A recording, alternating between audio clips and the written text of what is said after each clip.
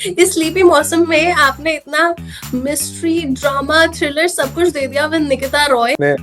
बड़े वेव होने के बावजूद हमारी निकिता रॉय की नाव अभी भी चल रही है पानी में। ठीक है। Also you have worked with film makers like Sanjay Leela Bhansali in the past. आपने असिस्ट किया है उन्हें।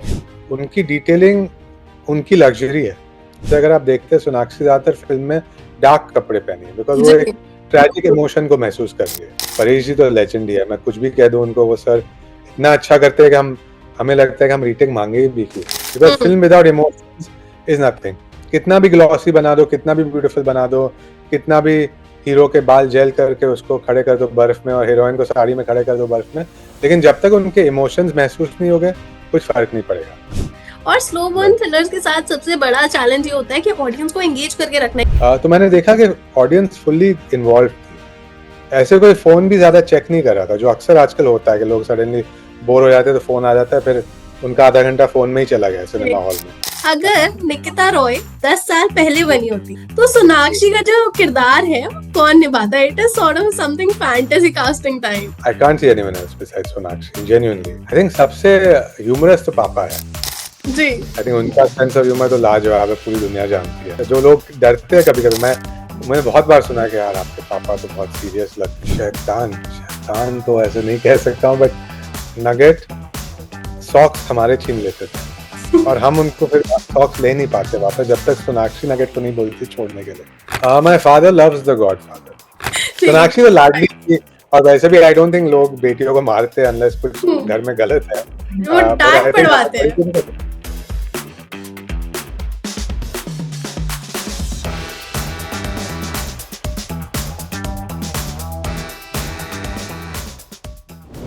Hi everyone, you're watching ANG Live as well as ABP Live। काफी टाइम से डिमांड आ रही थी कि यार कुश सिन्हा को यहाँ पर लाया जाए, उनसे निकिता रॉय के बारे में कुछ ऐसी बातें कही जाए जो कि आप लोग बहुत ज्यादा सरप्राइज हो गए थे मूवी देखने के बाद। So here we have Kush, how are you? Thank you so much for having me पहले तो आपके शो पे। मैं बहुत बढ़िया हूँ, सब ठीक है। सब ठीक है। अच्छा, एक चीज है जो कि बहुत कॉमन चल रही है आजकल दिल्ली और मुंबई में, मौसम। वहां पर भी कभी भी बारिश होती है, यहाँ पर भी आजकल कभी भी बारिश हो रही है। हम सुबह निकलते हैं, धूप हो रही होती है, फिर बारिश। जी जी जी, यहाँ पे भी वही चल रहा है। मौसम तो यहाँ पे कह सकते हैं थोड़ा स्लीपी मौसम तो चल ही रहा है यहाँ पे। या इस स्लीपी मौसम में आपने इतना मिस्ट्री, ड्रामा, थ्रिलर सब कुछ दे दिया with Nikita Roy. How is the response? पहले तो ऑडियंस से कैसा रिस्पॉन्स मिल रहा है आपको?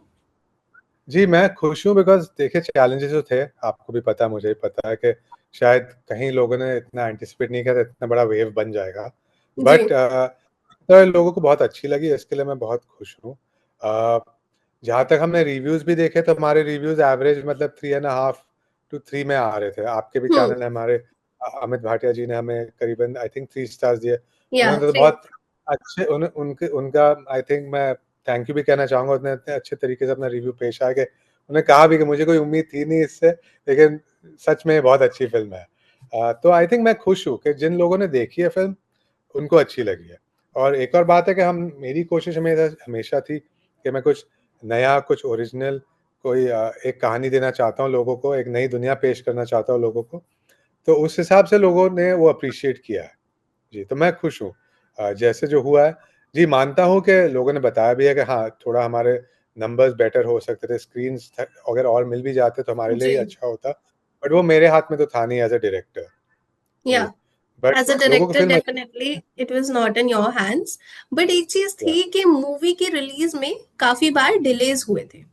सो what was the basic reason about it? अभी भी सयारा के साथ मूवी रिलीज हुई, it is a massive hit, but that is a romantic angle, but this gives us a total different platform. और उसके साथ रिलीज होना प्लस गेटिंग रिव्यूज लाइक, जैसे अभी आपने बात करी, काफी अच्छे रिव्यूज हैं, हर किसी को पसंद आ रही है।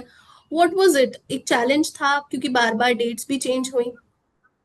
सी अगेन अभी वो इंटरनल बात थी, आई थिंक वो प्रोड्यूसर्स और डिस्ट्रीब्यूटर का कॉल था। अभी उस पर ज़्यादा या विशेष टिप्पणी, मुझे अपनी ओपिनियन देना उस पर शायद सही नहीं होगा बिकॉज वो किसी और का कॉल था। जी। लेकिन जैसे भी था जो भी था, मानता भी हूँ कि जी हाँ ठीक है कि हमें थोड़े तो लिमिटेशन या चैलेंजेस का सामना करना पड़ा जब हम रिलीज के टाइम हम लोग आ गए आसपास, बट फिर भी अभी भी क्योंकि निकिता रॉय फिल्म थिएटर में है, जैसे या आपने कहा इतने बड़े वेव होने के बावजूद हमारी निकिता रॉय की नाव अभी भी चल रही है पानी में, जी। समुद्र में। तो मैं खुश हूँ उस बात से कि लोग अभी भी वर्ड ऑफ माउथ के कारण जाके देख रहे हैं। हम्म। अच्छा, जी, तो बट देयर एक्चुअली इज। हाँ, जी सॉरी प्लीज। जी, बताइए बताइए। नहीं नहीं, आप बोल रहे थे क्या? सॉरी। नहीं, मैं यही बोल रही थी कि अगर हम देखें टिपिकली इस जनरेशन को जहां पर रोम कॉम ज्यादा अच्छा लगता है, वहीं वी हैव एन ऑडियंस जिसको मिस्ट्री, मर्डर, थ्रिल इस सब में ज्यादा इंटरेस्ट है। सो जी आपको ये वाला जो जॉनर है, इसकी तरफ आप कैसे पुश हुए कि नहीं मेरे को यही करना है, बिकॉज रोमांस इज समथिंग जो कि ऑडियंस को आजकल काफी पसंद आ रहा है। जी। तो आई थिंक मेरी सोच ये थी कि मैं जब आऊँगा तो कुछ नया और कुछ अलग लेके आना चाहता हूँ। क्योंकि आप जब कोई भी इंडस्ट्री में एंटर करते हैं, अगर आप वही करेंगे जो बाकी सब कर रहे हैं, फिर आपकी जगह शायद इतनी आसानी से बन नहीं पाएगी। मैं या। यही उदाहरण देना चाहता हूँ कि देखिए अभी Saira is a pure romantic film, right? Now imagine if I had also come out with a pure romantic film at the same time, it would not have made any difference. हम शायद इस वक़्त बात भी नहीं करते होते, क्योंकि आप कहती कि हम्म। नहीं, आपकी फ़िल्म तो ठीक थी बट उनकी फ़िल्म तो बहुत बेहतरीन रोमांटिक फ़िल्म है। For hmm. Whatever reasons, budget, positioning, marketing, lot of various factors.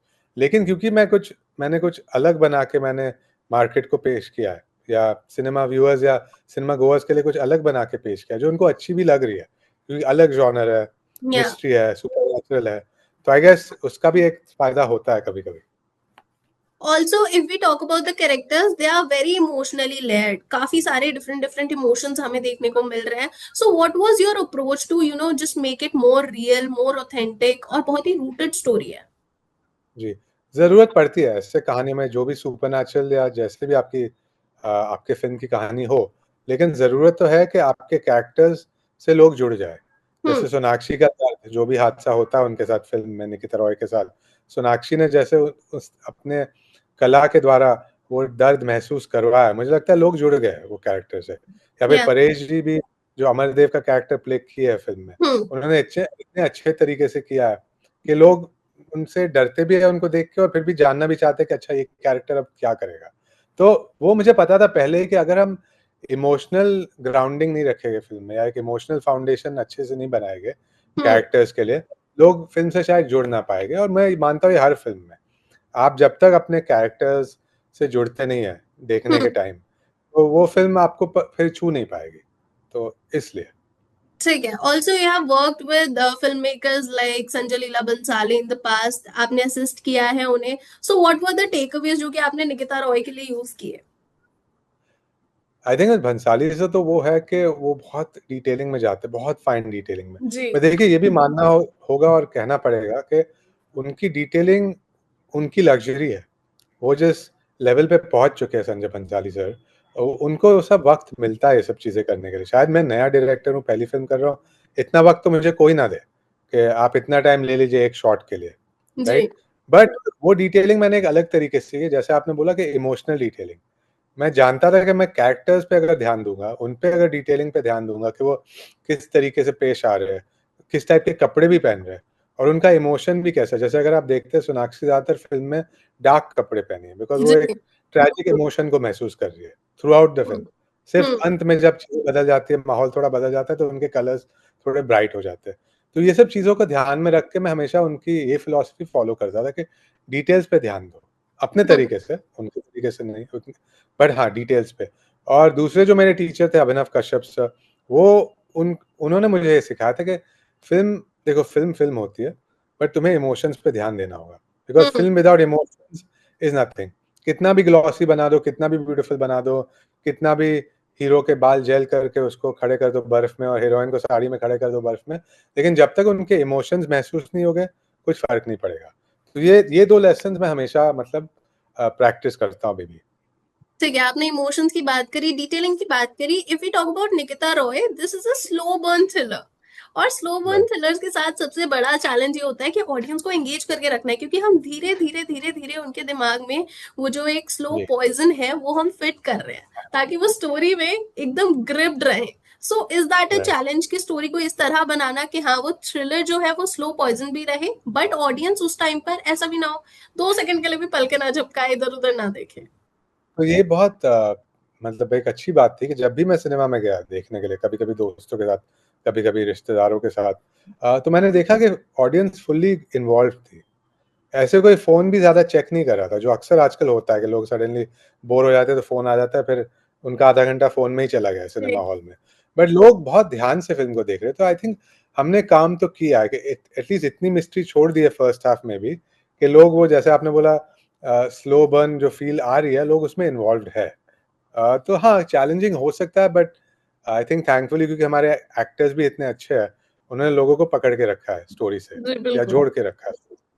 जी। ठीक है, अगर हम वापस जाएं, डिलेज की बात करें, ये जितना भी डिले हुआ, we know that it was जी। नॉट इन योर हैंड्स, लेकिन अगर अभी आपको कोई चीज एडिट करनी हो, कोई चीज को रीथिंक करना हो कि maybe it would have been the marketing strategy, थोड़ा सा और इफेक्ट्स पे हम काम कर सकते थे, तो वो क्या चीज होगी?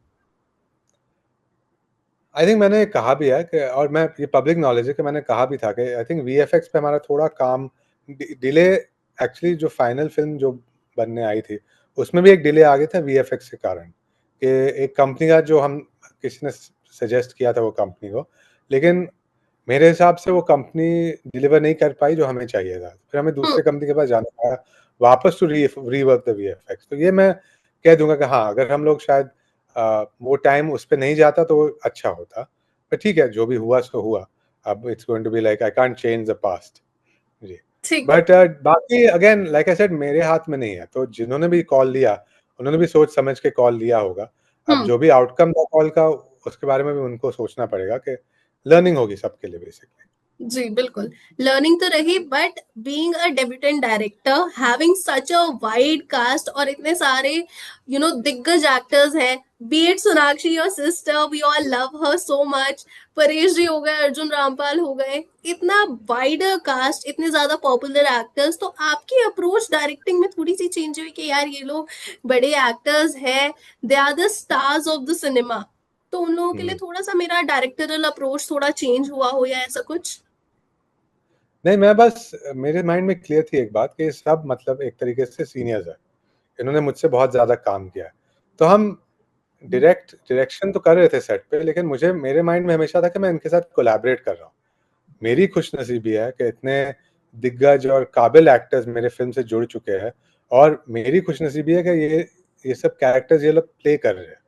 तो मेरे लिए सिंपल था कि मुझे पता था कि देखिए वैसे भी ये लोग काम तो अच्छा ही करने वाले हैं।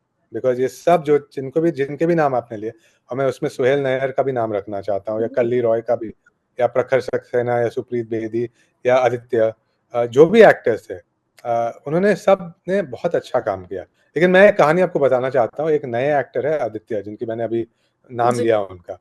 वो मैं उनको आपने अगर फ़िल्म देखी है, एक सीन है जहाँ पे परेश जी के कैरेक्टर एक लड़के को हील करते हैं स्टेज पे या। पूरे पब्लिक के साथ। Hmm. Now Aditya I met him one day before a shoot. He had never done a film before और इनका पहला सीन परेश जी के साथ आ रहा है। मतलब hmm. Imagine an complete newcomer versus Paresh Rawal ji one to one scene. मतलब सो आई टोल्ड आदित्य, मैं हम सिंपल सी बात की, अरे आदित्य पहले तो मैं आपको कांग्रेचुलेशन देना चाहता हूँ कि आप यहाँ हो हमारे साथ। लेकिन ये या। भी याद रखिएगा कि आप परेश जी के साथ पहली बार आपका पहला स्क्रीन परफॉर्मेंस एक टैलेंट जिसका नाम है परेश रावल जी उनके हम्म। साथ होने वाला है, एनकाउंटर। तो मैं बस इतना कहूँगा कि आप हो यहाँ पे, कुछ कारण के लिए आप हो, या तो गॉड या गुड लक या जो भी हो, लेकिन आज आप हो यहाँ पे। तो मैं आप पे विश्वास करता हूँ, आप बस अपने आप पे विश्वास कीजिए और लेट्स वर्क टुगेदर। तो मेरा तरीका यही है, बट ये क्योंकि ये नए न्यू कमर थे। परेश जी, सोनाक्षी, सुहेल, अर्जुन सर, इन सब के साथ एक कोलैबोरेटिव तरीका था कि मैं जाके हम्म। पहले मैं उनको करने देता था जो उनको करना है, जो उनको सही लग ठीक रहा है है। Instinctively as an actor. Hmm. फिर मैं अगर मुझे लगा कि हाँ, यहाँ पे हमें थोड़ी ट्यूनिंग करनी होगी, तो फिर मैं जाके उनसे बात करता कि sir can we try it this way और sir can we modify it a little bit. तो हम्म। जब आप सीनियर आर्टिस्ट के साथ ऐसे काम करते हैं ना, तो आई थिंक उनको कुछ बुरा नहीं महसूस होता है। जी। ठीक है। अच्छा, अगला सवाल ना थोड़ा सा इंटरेस्टिंग होने वाला है और थोड़ा सा ऐसा होने वाला है जो कि आपका दिमाग भी थोड़ी देर के लिए घुमाएगा। अगर निकिता रॉय 10 साल पहले जी। बनी होती, ठीक है, this is hmm. Just an imaginary scenario, ठीक है, राइट। जो हम क्रिएट राइट। कर रहे हैं, तो सोनाक्षी का जो किरदार है वो कौन निभाता है? It is sort of something fantasy casting time. Fantasy casting, I can't see anyone else besides Sonakshi, genuinely. Me one it. See, see, see, I'm being honest. I can't because Sonakshi has a very strong combination of honesty in acting and range.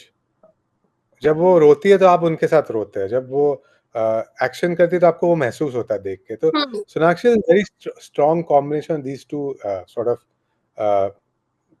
how do I put this? These two sort of abilities. She has immense range, and she has her ability to make you feel her emotions also.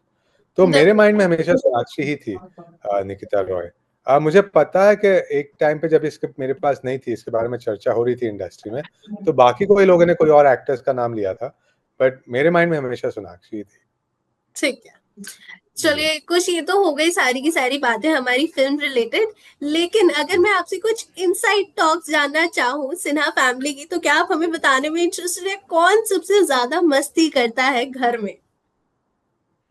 I think शायद मस्ती तो नहीं कह सकता, I think सबसे humerus तो पापा है। जी। आई थिंक उनका सेंस ऑफ ह्यूमर तो लाजवाब है, पूरी दुनिया जानती है। तो आई बिल्कुल। थिंक उस हिसाब से कह सकते हैं कि मस्ती तो नहीं, बट हाँ वो बहुत हंसमुख है। बहुत जो लोग डरते हैं कभी कभी, मैंने बहुत बार सुना है कि यार आपके पापा तो बहुत सीरियस लगते हैं, हाँ, हमें भी इतनी यही लगता है सीइंग हिम ऑन स्क्रीन इतनी कि इतनी ये थोड़े भारी से। आवाज है उनकी, इतनी बड़ी पर्सनालिटी है उनकी, जो है मैं मानता हूँ। उनकी आवाज बहुत अच्छी है, उनकी पर्सनालिटी भी बहुत बड़ी है, लार्जर देन लाइफ। बट वो बहुत अच्छे इंसान है, बहुत ह्यूमरस है। तो ये मुझे लगता है मैं उनको ही एक क्रेडिट देना चाहूंगा। ठीक है, सबसे ज्यादा मस्ती की बात हो गई, और बाकी आप सिबलिंग्स में सबसे ज्यादा मिस्टीवियस कौन है, शैतान? शैतान शैतान तो ऐसे नहीं कह सकता हूँ, बट आई थिंक डिपेंड होता है किसका दिन कैसे जा रहा है और कौन किस मूड में है। आई थिंक ऐसे। हम सब तीनों तीनों में कभी कभी मस्ती का मूड आ जाता है, हम्म। बट वो ऐसे तो मैं नहीं कह सकता हूँ कि इनको गोल्ड मेडल दीजिए, इनको सिल्वर और इनको ब्रॉन्ज। तीनों में है वो, लेकिन हाँ डिपेंड करता है कब, कहाँ और किस दिन। ठीक है, अगर हम एक एवरेज हाउस होल्ड की बात करें, भले ही मैं अपने घर की बात करूं, सो मैं और जी। मेरा भाई बहुत ज्यादा लड़ते हैं। मतलब मम्मी ना रोज हमें एक चीज तो बोलती होंगी कि या तो तुम दोनों आप डंडा खा के मानोगे या घर से निकल के मानोगे। सो आपके घर में भी जी। ऐसा कुछ होता था, भाई बहन सारे मिलके लड़ते थे? बचपन में भाई और मैं, क्योंकि हम दोनों ब्रदर्स हैं, हमारे बीच में बहुत होता था। ऐसे होता था कि लोग कभी कभी डर भी जाते थे कि ये लोग कैसे लड़। बट हाँ वो बहुत टाइम हो गया, अभी ऐसे नहीं होता है। और सोनाक्षी के साथ नहीं, सोनाक्षी के साथ जनरली अगर कुछ बात पे हम अग्री भी नहीं करते तो हम लोग कोशिश करते हैं हम बात ही कर ले, उसको हम्म। रिजॉल्व कर दें। ठीक है, अगर हम इस पे हम मतलब हमारी सोच नहीं मिल रही, that's okay, not a problem. आपकी everybody is allowed to have their own thought process. But हाँ अब ऐसे लड़ाइयाँ नहीं होती है। ठीक है, अगर हम सोनाक्षी की ही बात करें, we know that she has been married to a person जो कि एकदम प्रैंकस्टर है, but I would hmm. Like to know कि एक ऐसा सीक्रेट या फिर सोनाक्षी के बारे में कोई एक ऐसी चीज जो कि सिर्फ उसके भाई को पता है। आई थिंक ऐसे कोई एनीथिंग, सीक्रेट्स नहीं। या कोई नहीं आई मेमोरी कांट। पुरानी? नहीं, I think Sonakshi she is always been very caring as a person. I think हमेशा, और वो बदला नहीं है। आई थिंक ये बहुत बड़ी बात है। कभी हम्म। कभी लोग एक सफलता के शिखर पे पहुंच जाते हैं, या बहुत कुछ आ जाता है उनके जिंदगी में, नाम, फेम, सक्सेस, जो भी हो। तो कभी कभी बदल जाते हैं, बट वो बदली नहीं है, अभी भी उनका दिल वैसा ही है, बहुत अच्छी है।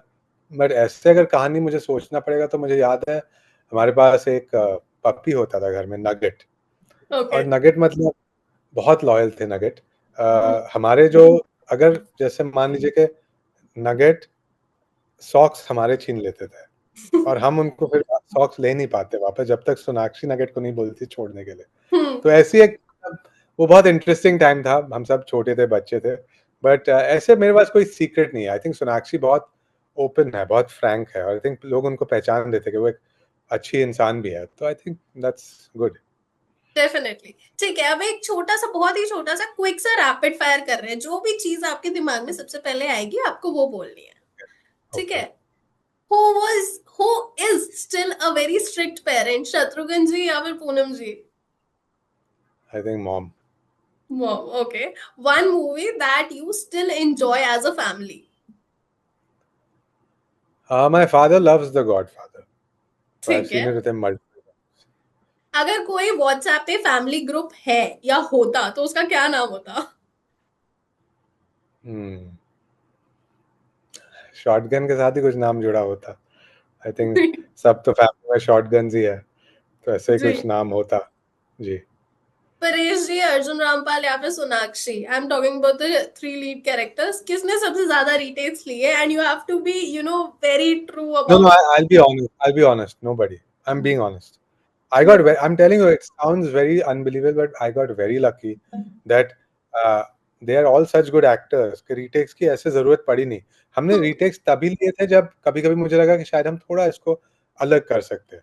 But otherwise, they're also brilliant. I didn't have that problem. ठीक है। In fact, I can give you another story. It's not related to Nikita Roy, but hmm. I worked with Bhansali sir, right? और संजय दत्त भंसाली जी के sets पे अक्सर generally I think 20 takes तो होते ही है minimum, depending on what he wants. या। But जब मैंने सुना कि जब सोनाक्षी हीरा मंडी के सेट्स पे थी, उनके लिए आई थिंक मैक्सिमम 3 या 4 टेक्स में ही वो अप्रूव कर देते. और मैंने अपने पर्सनल अनुभव में ये कभी नहीं देखा था कि उन्होंने 3 या 4 टेक्स में किसी को अप्रूव किया है. शायद बाद में फिल्मों पे किया होगा जो बाकी बड़े-बड़े एक्टर्स आ गए. बट सोनाक्षी इतनी बेहतरीन कलाकार बन चुकी है जो शायद वो अपने आप को इतना प्रमोट नहीं करती है जहाँ जैसे दूसरे लोग करते हैं. But this is what I heard and this is an amazing achievement for Bhansali sir to approve your performance in 3 और 4 टेक्स. तो मेरे फिल्म पे भी वैसे ही था. I didn't need more than 3 और 4 टेक्स फ्रॉम हर.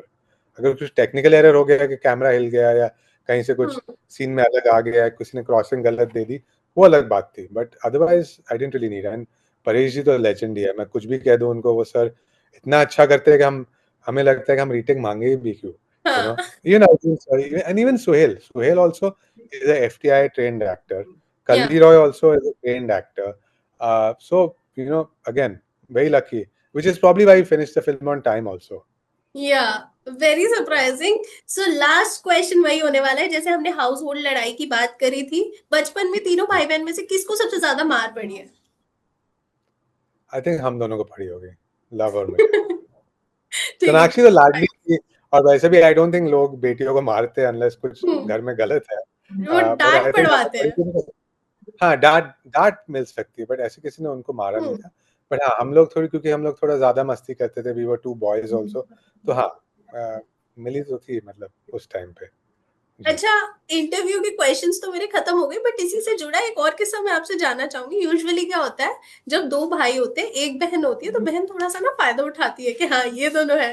तो झूठ मूठ में कभी सोनाक्षी ने आप दोनों को पिटाई पड़वाई है या डांट पड़वाई? नहीं, नहीं, नहीं, नहीं, नहीं, वैसा नहीं हुआ. वैसा कभी नहीं हुआ और हमने भी कभी भाई होने का ऐसे फायदा नहीं उठाया. नहीं, वैसा नहीं हुआ था. कभी नहीं हुआ. चलिए, इट नहीं. Was great talking to you. बहुत ही मजे आए आपसे बात करके, मूवी के बारे जी. में जाना, आपकी लाइफ के बारे में जाना. It was so fun. Thank you so much. No, no. No, thank you so much also for calling me on your show, and thank you. I had a great time also.